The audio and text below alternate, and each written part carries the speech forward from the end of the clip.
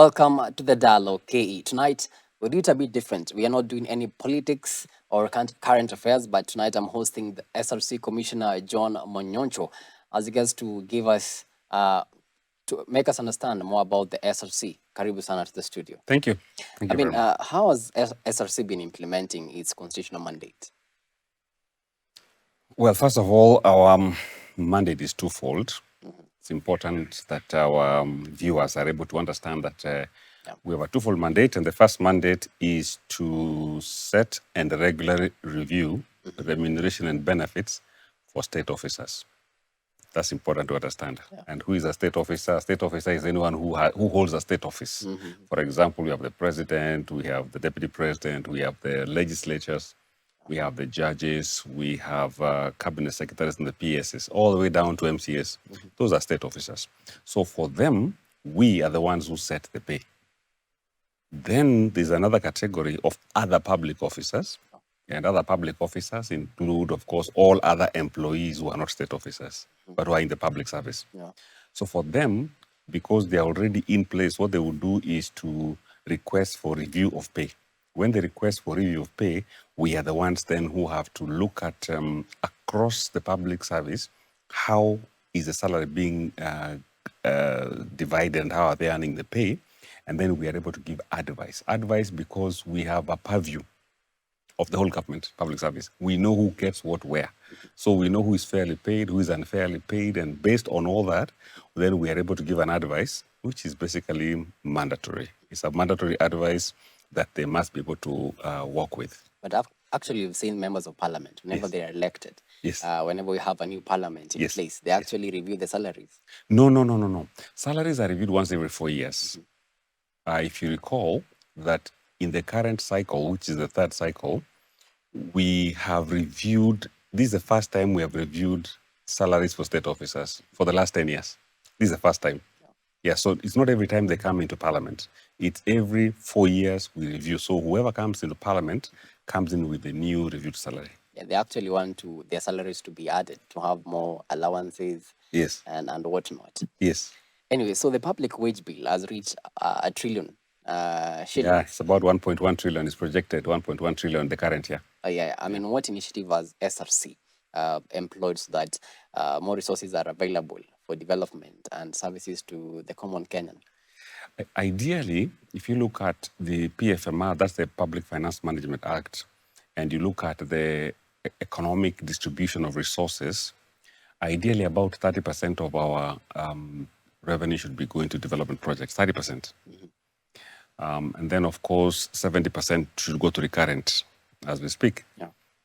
Unfortunately, we find that out of the 70%, which is recurrent, or if you look at the total basket, we have about, from 2018, we've been paying about 55% of our revenue collection, wage bill. But the good news is it has been declining. We are currently at 43%. Now, the target is 35% based on the Public Finance Management Act of 2012.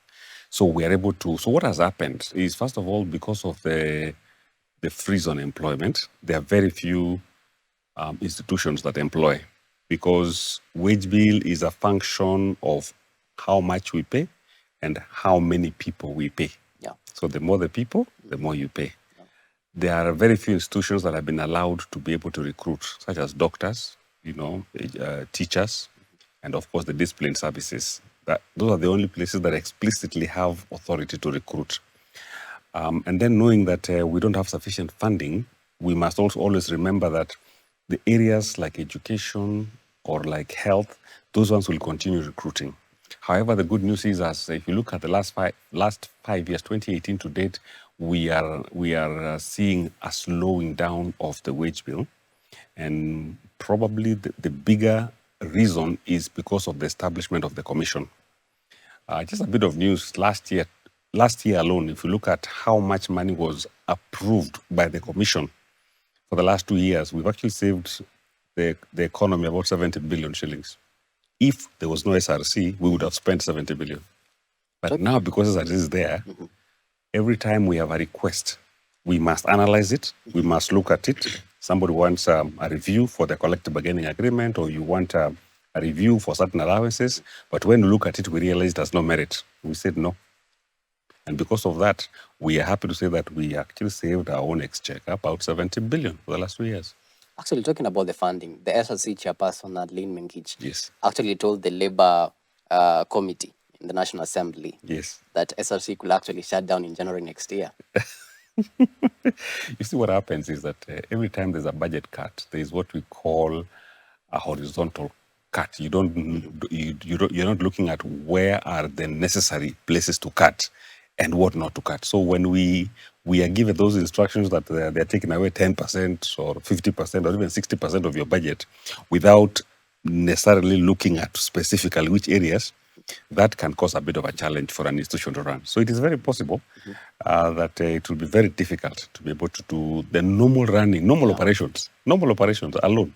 I mean, So give us a picture. How have you been operating at SRC? For us, we have been actually operating with a very, very thin budget, because the budget has been declining from the time we came on board. I think our budget, I remember the budget was, one time it was around 600 million. 621 is gone down to 580, is now 518. So it means we have to keep on reducing most of the operational activities. So either we work more online, and you see, you can't do everything online. Yeah. We have a very important activity called monitoring and evaluation, which we do at least twice or thrice a year maximum. And monitoring and evaluation activity actually helps us to meet our stakeholders, because our offices are just in Nairobi. So for us, we need to meet our stakeholders who are across the country.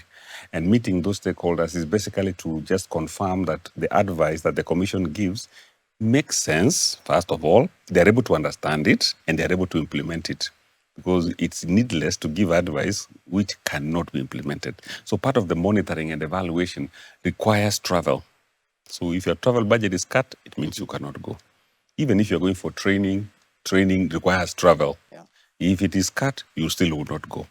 If you have some repair budget for your computers and for the normal maintenance, Wi-Fi's and emails, if the budget is reduced, it can really be a bit messy. If that happens. Yeah. A study by SRC on allowances revealed that there are up to 247 allowances in the public service. I mean, what steps is the commission taking to ensure that the allowances are actually streamlined? I think what we need to understand is that a majority of those allowances, approximately half, 48% of those allowances are commuter and travel and the house allowance.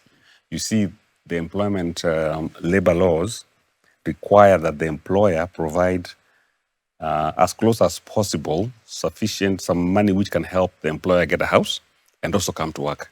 So those are contractual allowances. Those ones, nothing can be done with contractual allowances. What we are looking at, there are many other facilitative allowances that different institutions have. Now, the 247 is not one. It's like the meteorological department, they've got maybe 3 of those allowances. Maybe if you go to the security services, they've got 5 of those allowances. If you go to the civil service proper, there are not more than 10 of those allowances. So if you aggregate all those individual allowances, they come to 247. So the number 247 should not come out to say that we have a huge amount that we're spending on allowances that are actually remunerative, which is important to differentiate. There's a remunerative allowance, for example.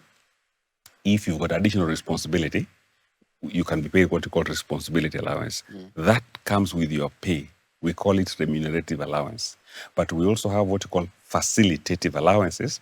These allowances are the ones you are paid. For example, you're going to work out of Nairobi. You will be paid some few shillings for your hotel and accommodation. That is called your facilitating. So it's called a facilitation allowance.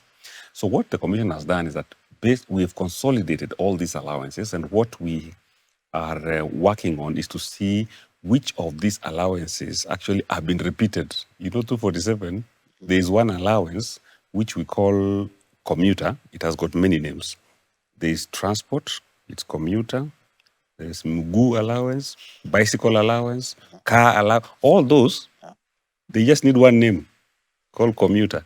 So we need to consolidate them, and have one name. There are some that, of course, are a bit outdated, which we need to relook at. Some of them need to be collapsed. Some of them we need to discuss with the relevant institutions in terms of the relevancy of those allowances that need to be continually paid. Where we see that we need to be able to make an adjustment, and if they're contractual in nature, we definitely have to discuss with the employing institution. But if there are those ones that are generally facilitative in nature, which are not contractual in nature, I think those ones we can be able to move forward and make a decision. All right. There's actually a huge debate sometime this year when the commission issued pay reviews for state and public officers for that remuneration and benefits review cycle. I remember the head of state saying that there should be no addition of allowances in his salary. I mean, how does SRC determine the salaries for state and public officers? First of all, what we do before we even review the pay, we do a lot of labor surveys, salary surveys. For example, for the president, what we did, we undertook international benchmark surveys. We looked at countries that have got similar economy like ours. We identified how much they are paying their president in those countries. So we're able to determine the pay of the president, the pay of the speaker, and the pay of the chief justice. Once those three were determined, because all the other jobs are linked to the president's job. All right, so the chief justice could be earning a percentage of the president, the speaker a percentage of the president also, and all the way down.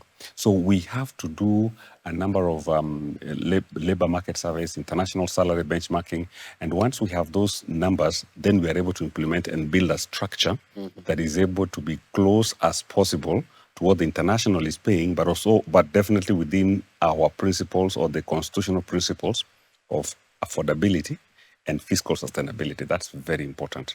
So once we have that information together, we now do a new structure. Once we finish with the state officers, the public officers, we've done local benchmarks, we've done salary surveys, we've seen, when you look at civil servants, where are they in relation to the private sector? We look at state corporations, where are they in line with the private sector? And therefore, we are able to determine at which position can we place them, so long as we can afford and we can sustain. For us, that's the magic line. Can we afford it? Okay, we can afford this year, but then can we sustain it the following year? And in the years to come? If that happens, then we go ahead and we're able to give the advice. All right. Recently, SRC undertook monitoring and evaluation exercises in a public institution located in several counties. I mean, what does SRC seek to achieve during such visits? As Ale mentioned, it is very important to be able to link up with our stakeholders and to be able to understand the challenges they may be having in implementing the circulars that we send them. So one of the objectives we want to meet is, first of all, to meet the stakeholders. In fact, we did one about 4 weeks ago, which was very, very useful. We met a few governors who told us the challenges they're having in terms of remuneration, in terms of employment, what's going on in terms of employment. We went to some private sector firms where they told us what are the issues in terms of their employees when it comes even to collective bargaining agreements. So what happens, it actually gives us that face with the people. Many people just say SRC and they don't even know where SRC is. Or somebody wants to talk about the commission, they say, no. Where is SRC? Where are they? You know? But that is, so we do that once, about twice, at most 3 times in a year, depending on the availability of budget. And really is to get in touch with our stakeholders and to be able to find out whether there are any challenges in implementing the circulars that we share with them on a regular basis. Where they have problems and where they feel the circulars are a bit difficult, we are able to help them or show them how they can be implemented them. Or we can actually review the decision that was made if it is not fitting for the client who is implementing it. Well, as you conclude, I mean, what are some of the key milestones as a commissioner that the commission has realized since taking office? Wow.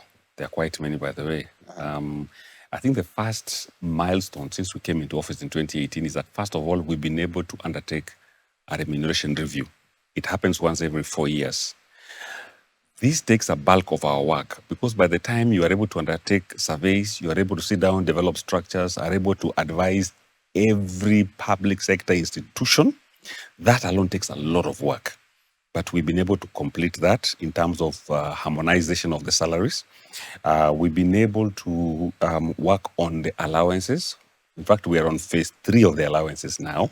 We've done phase 1 where we identified the allowances. Phase 2, some of the allowances we gave advice. We're now in phase 3. We're intending to meet with the individual stakeholders to be able to discuss with them the relevancy of the number of allowances. Of course, number 3, part of the mandate or the principles of remuneration is to recognize productivity and performance. All right. For us to recognize productivity and performance, we need to be able to have indices that can help us to identify and motivate those individuals and institutions that perform well. April this year, the Commission spearheaded the development of what we call a framework for productivity, because we are seeing productivity as the next frontier of increasing output for this country. And if output increases, it means then our wage bill ratio will lower. That's the 4th one. The 5th one, of course, we've developed remuneration policies that are useful in guiding institutions how to be able to prepare remuneration for their employees in their different organizations. Of course, many other 6, I can continue. Number 5. Actually, there are many achievements that you've mentioned. My worry is that now that the commission says we'll close in a month's time, I mean, all these achievements will go down the drain. No, achievements won't go down the drain because they are already subsumed in the structures of government. What you can say, what could be at risk is probably additional actions that need to be done by the commission. But what we've done is subsumed within the of course, the government itself. It is not going to change because people are going to be working, all right? People are going to be on board. When our current contract comes to an end, which is September next year, we have of course other commissioners who will stay behind and they will continue. But we're hoping that the budget issue will be looked at and that shouldn't be a problem. All right. Yeah. Thank you so much, sir, for your time. Thank you. That has been John Monyoncho, a commissioner at the Salaries and Remuneration Commission, shedding more light on what is the mandate of the SRC. Thank you so much for your time. And thank you so much for the whole team that made this broadcast a success. Have yourselves a blessed night. My name is Ken Kimani. And my co-presenter on the sign language interpretation has been Boniface Moredi.